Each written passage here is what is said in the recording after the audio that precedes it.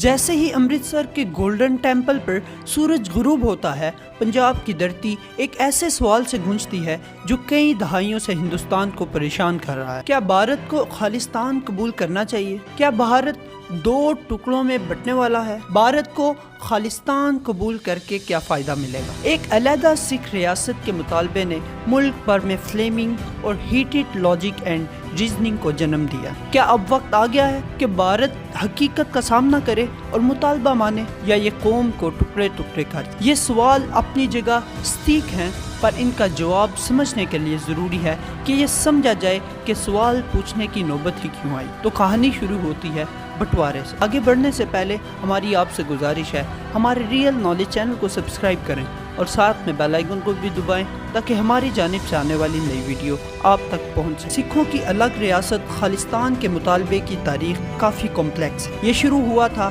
British colonial period میں، جب master تارا سنگھ کی قیادت میں سکھوں کے ایک گروپ نے 1940 میں سکھستان کے نام سے الگ ریاست کا مطالبہ کیا، لیکن یہ مطالبہ انگریزوں نے قبول نہیں کیا۔ 1947 میں ہندوستان کی آزادی کے بعد علیحدہ سکھ ریاست کے مطالبے کو روک دیا گیا۔ 1947 میں تقسیم ہند کے بعد سکھ برادری پاک اور بھارت میں بٹی رہی۔ جواہر لال نہرو کی قیادت میں موجود کانگریس نے سکھوں کو انصاف دینے کا وعدہ کر کے بھارت کے ساتھ رہنے کا فیصلہ کیا، لیکن اب بھی پنجاب کی غیر منصفانہ تقسیم سکھوں کے لیے ناراضگی کا باعث بنی۔ بھارتی حکومت سکھوں کے مفادات کا تحفظ کرنے میں ناکام رہی تھی، اسی لیے سکھ راضی نہ ہوئے اور الگ ریاست کا مطالبہ جاری رکھا، اور 1970 اور 1980 کی دہائیوں میں خالستان کے مطالبات دوبارہ اٹھنے لگے۔ اس کام کے لیے جرنیل سنگھ بھنڈراوالا سکھ نوجوانوں کے لیے مقبول شخصیت بن گئے۔ ان کے فالوورز نے 1984 میں امرتسر میں گولڈن ٹیمپل کمپلیکس پر قبضہ کر لیا، جس کے رسپانس میں انڈیا گورنمنٹ نے بلیو اسٹار آپریشن کیا، جو کہ ملیٹنٹس کو گولڈن ٹیمپل سے ہٹانے کے لیے کیا گیا تھا، جس کی وجہ سے مندر کو بھی کافی نقصان پہنچا اور کئی معصوم شہریوں کو مارا گیا۔ اب امرتپال سنگھ سدھو کا موجودہ خالستان کا مطالبہ سکھستان کے مطالبے کی ہی کنٹینیوشن ہے۔ کئی سکھ اس کی حمایت کرتے ہیں، البتہ کئی سکھ بھارت کی سالمیت اور اتحاد پر اتفاق کرتے ہیں، لیکن خالستان بھارت میں کافی حساس بنا ہوا ہے اور اس میں سب کا اوپینین ویری کرتا ہے۔ یہ تو تھا بیک گراؤنڈ کہ یہ مسئلہ کب سے کیوں ہے۔ اس کے بعد یہ سمجھنا ضروری ہے کہ کیا واقعی امرتپال سنگھ صحیح ہے یا پھر غلط ہے۔ امرتپال سنگھ کے بیان کے حوالے سے یہ سمجھنا ضروری ہے کہ جہاں افراد اپنی رائے کے حقدار میں آواز اٹھا سکتے ہیں، وہیں یہ ہندوستانی حکومت ہے جو ملک کی سالمیت کا فیصلہ کرتی ہے اور اسے تمام معاملات کے مطابق فیصلہ کرنا ہوتا ہے۔ لیکن پھر بھی خالستان کا مطالبہ ہندوستانی ہائی کورٹ کے مطابق آئینی ہے۔ 2013 میں پنجاب اور ہریانہ کی ہائی کورٹ نے قرار دیا کہ خالستان زندہ باد کے نعرے لگانا اور جھنڈے لہرانا بالکل بھی غداری نہیں ہے، بلکہ یہ آزادی کا اظہار ہے۔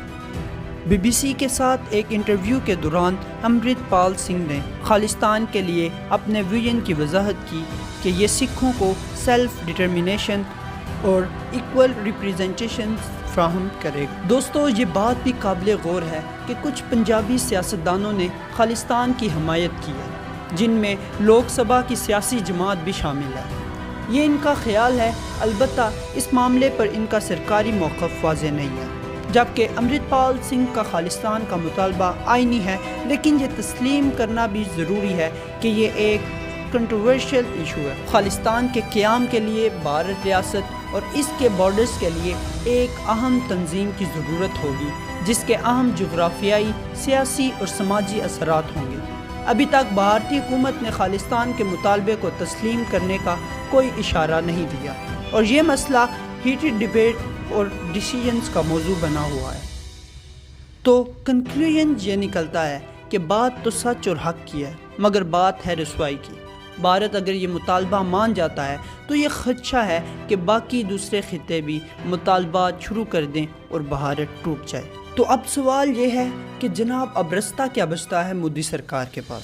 4 آپشن ہے مودی جی کے پاس۔ پہلا آپشن یہ ہے کہ مودی سرکار بلیو اسٹار آپریشن امپلیمنٹ کروا دیں، جو اس نے 1984 میں بھی لگایا تھا۔ یہ آپریشن وقتی طور پر تو خالستان کی ڈیمانڈ کو دبا سکتا ہے، لیکن یہ پرماننٹ سلوشن نہیں ہے، بلکہ اس سے سکھ کمیونٹی فیوچر میں اور بھی پاورفل ہو کے ڈیمانڈ کر سکتی ہے، اور اس لیے یہ فیصلہ بہت ہی بے وقوفانہ ہوگا۔ تو دوسرا آپشن ہے کہ بھارتی حکومت سکھ لیڈرز کے ساتھ مذاکرات کرے اور ان کے کنسرن کو سنے اور ان کے لیے حقوق دینے کا فیصلہ سنائے، لیکن یہ پہلے بھی ہوا تھا اور سکھوں کا تجربہ بہت برا رہا ہے، اسی لیے یہ نہیں مانیں گے اور مطالبہ جاری رکھیں۔ دوستو، آپشن نمبر 3 یہ ہے کہ پنجاب میں ریفرینڈم کروایا جائے، عوام کو اجازت دی جائے کہ وہ خالستان کا حصہ بنیں گے یا بھارت کے ساتھ ہی رہنا پسند کریں، لیکن اس آپشن میں بھی بھارتی سرکار کو بہت سے چیلنجز کا سامنا کرنا پڑ سکتا ہے اور سکھ کمیونٹی اور انڈین گورنمنٹ کے درمیان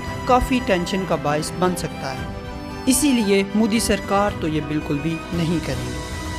اب آخری اور اچھا حل یہ نظر آتا ہے کہ مودی سرکار خالستان کو انڈیا کے اندر ہی اپنی الگ آٹونومی کے ساتھ ایک الگ ریاست بنا دیں، جیسے جموں کشمیر اور ناگالینڈ ہے۔ اسی طرح پاکستان میں آکوپائڈ کشمیر، UK میں اسکاٹ لینڈ ہے۔ بھارت بھی اگر اس طرح خالستان کو ایک آٹونومی دے دے تو بھارت بھی نہیں ٹوٹے گا اور سکھ کمیونٹی کو ان کے حقوق بھی مل جائیں گے، خطے میں پیس بھی قائم رہے گا اور پنجابی بھی خوش ہو جائیں گے، سانپ بھی مر جائے گا اور لاٹھی بھی بچ جائے گی۔ دوستو، ایک رپورٹ کے مطابق بھارت کے ٹاپ سیاسی لیڈران بھی اسی آپشن پر غور فرما رہے ہیں۔ تو جو سوال تھا کہ کیا بھارت کو خالستان قبول کرنا چاہیے، تو دوستو ابھی تک یہ فیصلہ نہیں کیا گیا، لیکن جواب انہی 4 آپشنز میں سے ہے۔